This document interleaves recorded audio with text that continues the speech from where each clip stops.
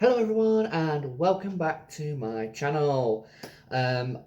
This review is coming out a little bit delayed. Literally the day after I got this figure and was planning on reviewing it, I had an infected abscess in my lower right side.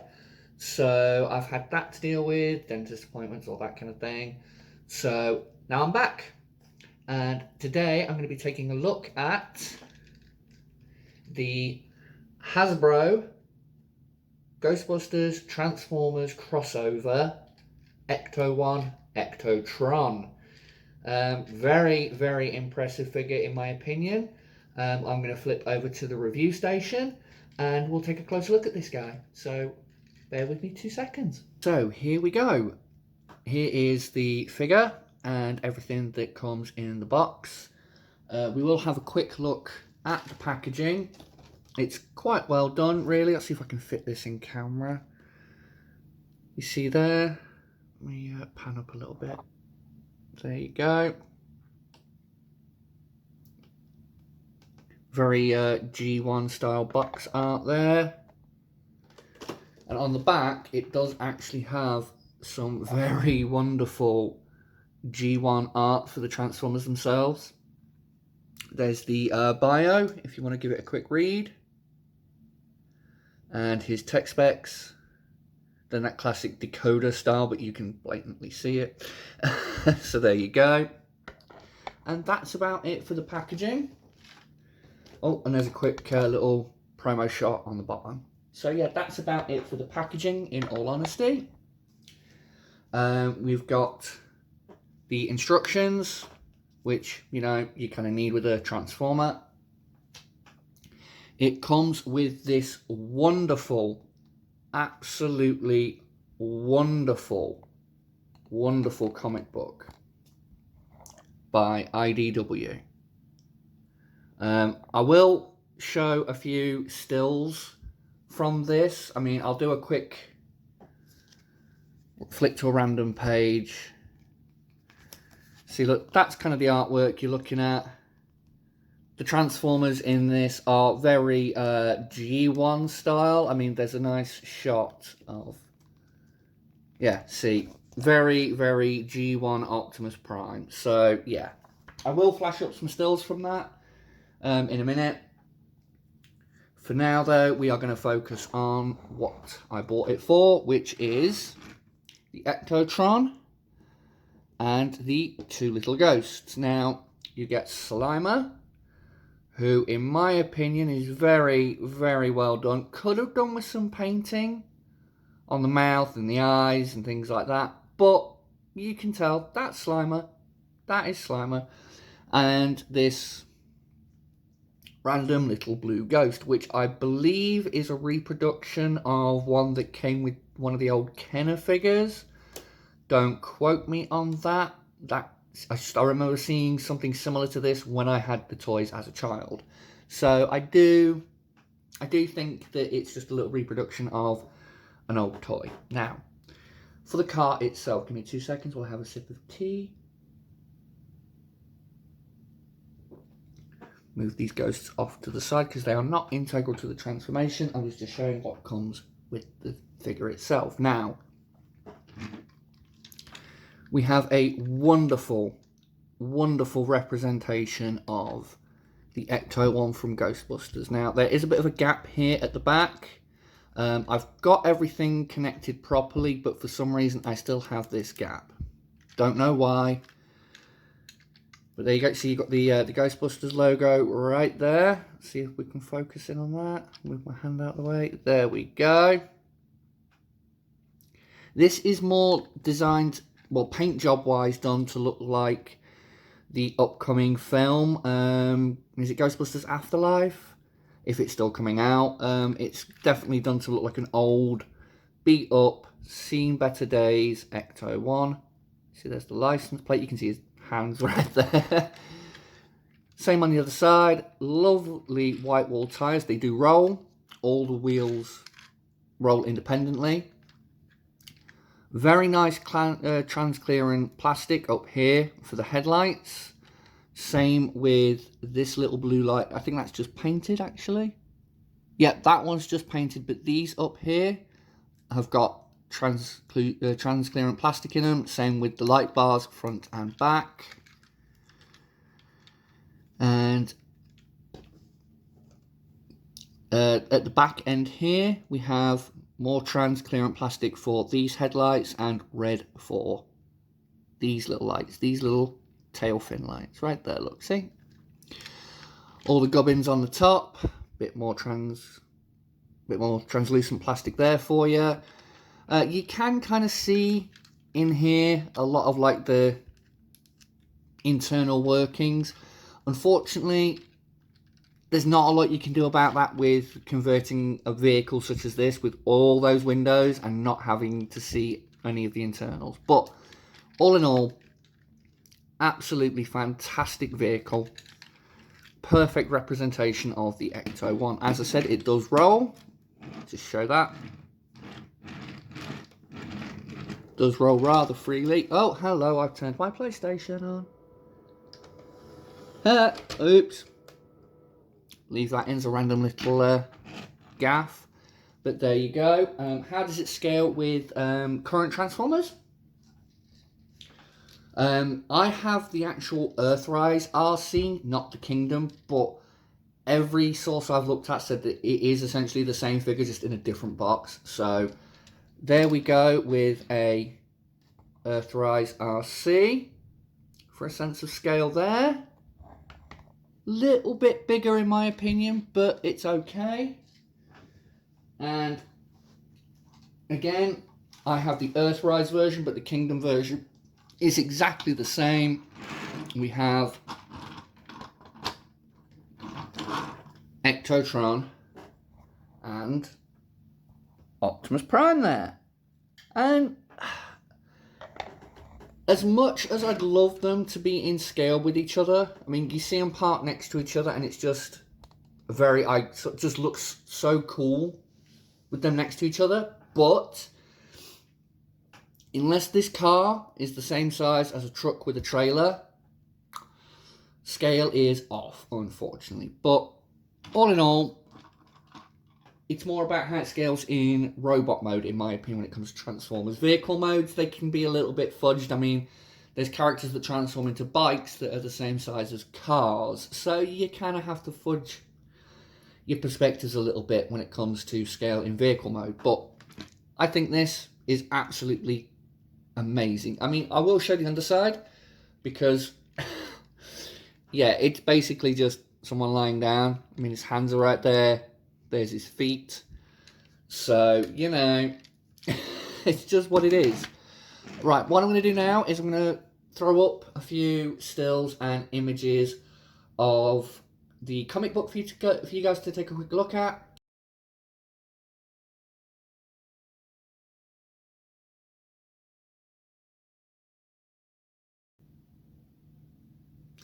Okay, so let's get down to it then. Let's get on with the transformation of this guy. Now, first thing we need to do is we need to sort out all of this on the roof. First, you have to come in here and unpeg this little piece here from that slot there. Unpeg that and that from those two spots there. Take this and take that off for now.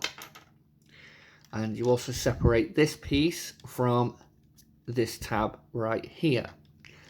You can take this off if you want. It is a very soft rubbery piece, but I just tend to move it down and out of the way. You take this gold piece, it plugs in right in there in that little hole, and that's now ready for this stage. You need to grab this and give it a pull and pull it back, and all of this comes off from the car and you're left with this. Now what you do with that is you unhook that little blue tab from that bit right there. You swing that bit down to the side, unhook this bit, swing it around into there, take this piece, plug it into that hole right there, plug that in right in there. And then you fold this entire assembly down, and there's a hole right here that's going to plug onto this white piece here. There we go. Then you take this piece and this piece. This bit you plug on right here. There's a little hole and a peg. You plug it in. Then you take this piece, bring it over the top, and you plug it in to the end of that. And there you go. You end up with a little Proton pack for your Transformer. And I'll show how that connects in robot mode when we get to robot mode, which is what we're going to do now. Just have a quick sip of tea. Sorry. Right. To get this guy transformed, you need to come to this back end, simply grab it and give it a pull downward to release the clips. There we go, that's one side done. There we go. Now, it did a step for me. Once you've got all those tabs undone like that, you want to pull these down and pull the legs up. There's no real locking point, they just kind of go into place. Then you take these, push them up. If it's not already done it, you take these black pieces and you push them down. And then you separate the legs there. Come to this piece right up in here, get your thumb, pull it down. Same the other side, pull it down. And there you go. Oh, and you're supposed to put that back there. It doesn't go anywhere, it just kind of sits there like that, but there you go. So that's the legs done. Next, these side panels, you want to pop it out. There you go. You can see this assembly, it's on like several hinges. You want to take the door panel piece and tilt it in like so. And then on the black hinge, tilt it all the way up. When you get to there, push that in like that. Okay, and it's the same both sides. You just need to pop it out from there. Get it situated. There we go. And push up. Oh, this one's going to be a pain because the camera's on. There we go. And up. Once all that is in place, bring it in like so. So you end up with the back like that. Raise the camera up a little bit so I can see what I'm doing better. Now to do the arms. Simple split like so.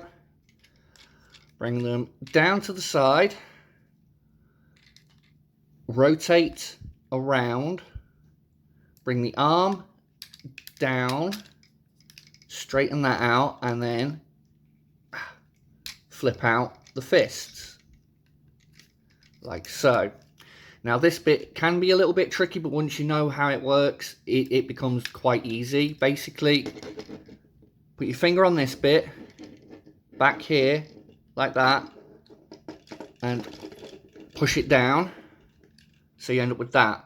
Then you can swing this piece all the way around, like so. But same on both sides. Bring out the fists. These fists can get a bit stuck. Same again here. Just push down, rotate round. Then finally, it's pull down the chest, flip out the head, And then just lock all that into place.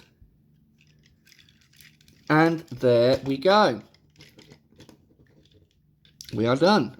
I think that leg seems to be stiff. Okay. Get him all situated and stood up. And there we go. There we have the Transformers Ghostbusters Ectotron. Now we'll take a quick look at some of the details. As you can see from the face, he does have eyes. They're really recessed in, like right there, that little tiny bit of blue, that's his eye. These goggles are kind of sitting on his forehead. A bit like when, I think it was Ray was wearing them in the film, they were like literally right above his eyes. I think that's kind of what this is trying to invoke. But, you know, it kind of works. But yeah, very nicely done head sculpt. The goggles look very cool, nice vibrant green. There's his name tag, Ectotron. You can see all the vehicle details are still there, like in the shoulder pads and things like that. Got some, there's very nice detailing work in the chest, I will say that. There's the arms, the hands, the legs. I mean, the back. I mean, it's got a backpack, but when you look at the design of the character in the comic book, it has a backpack like this built into the character design. So I'm kind of okay with it. You know, normally backpacks on Transformers, I complain a little bit, like you'll see with the RC in a minute, you know, it can be problematic, but in this guy, it kind of works. You know, it's part of the character. It works. Right, now for attaching the Proton pack.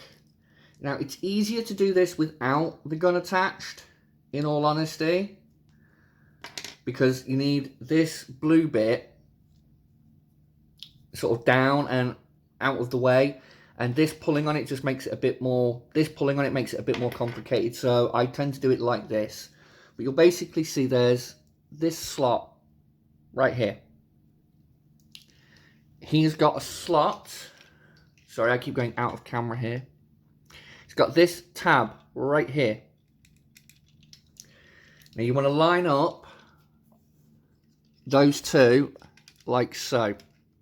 See? Like that. And then, this tab as well also locks in here. So you've got two locking points for that.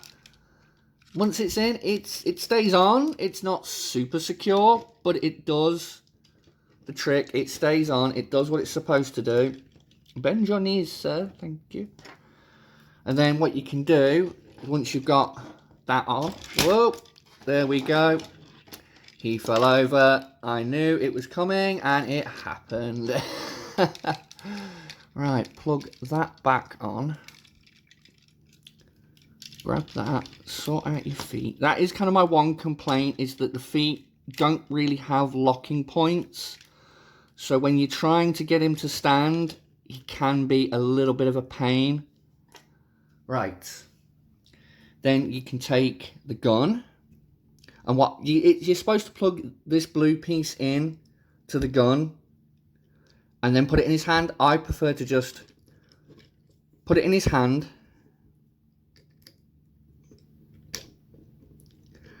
and then attach the blue piece. Now, per the instructions, you're supposed to do it like how I'm doing it now. If this bit will plug in. It's soft rubber trying to go into a hard plastic piece. But, yeah, that's kind of how the instructions want you to do it. I personally I'm not a fan of how that looks. So what I tend to do is pop that out. And I do it from the inside.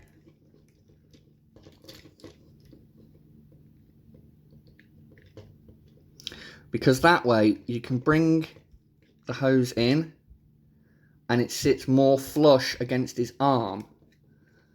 Like so. So it's more like it's tucked up and under his arm. That's just my personal view on it, but But yeah, so there you go.